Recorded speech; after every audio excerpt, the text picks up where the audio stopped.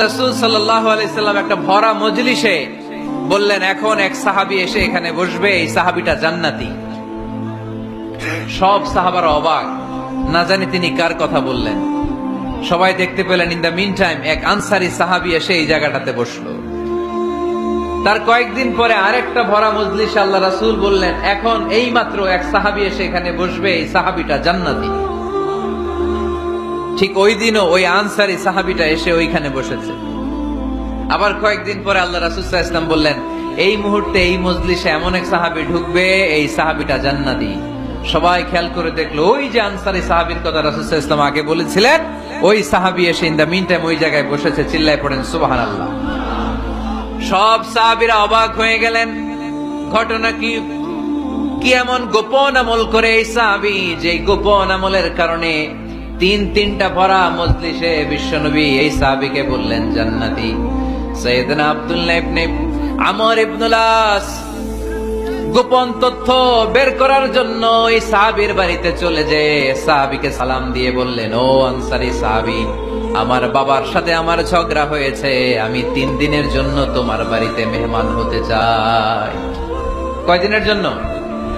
3 দিন। ওই আনসারী সাহাবী বলল, আহলান ওয়া সাহলান, খুশ আমদেদ, আপনি আমার মেহমান হবেন, এটা তো আমার সৌভাগ্য। আসেন, থাকেন, এই ঘরে আমি থাকি, এই ঘরটা ফাঁকা, আপনি এখানে থাকেন।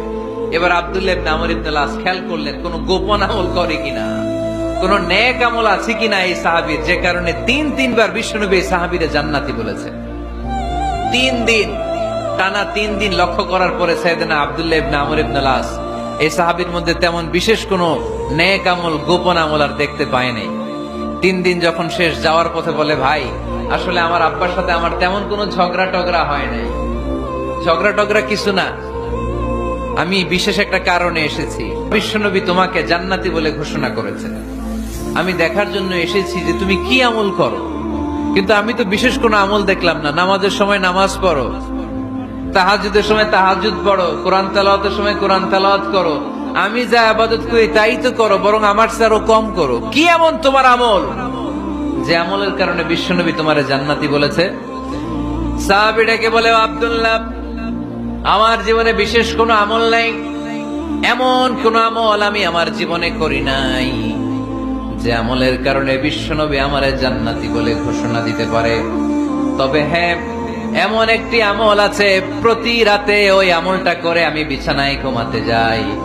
প্রতি রাতে এশার নামাজের পরে আমি যখন আমার বিছানায় ঘুমাতে যাই, আমি আমার অন্তরে কারো ব্যাপারে কোনো ঘৃণা, কোনো ক্ষোভ আমার অন্তরে পুষে রাখি না। সুবহানাল্লাহ পড়েন। কোনো ক্ষোভ, কোনো ঘৃণা, কোনো হিংসা, কারো ব্যাপারে অহংকার, জেলাসি, এগুলো অন্তরে নিয়ে আমি ঘুমাই না। আমি যখন ঘুমাতে যাই, আমি সবাইরে ক্ষমা করে দিয়ে, মাফ করে দিয়ে ঘুমাতে চলে যাই। হয়তো এই আমলটা আল্লাহ তাআলার কাছে অত্যন্ত প্রিয় হতে পারে, এ কারণেই হয়তো বিশ্বনবী আমাকে জান্নাতি বলে ঘোষণা করেছে।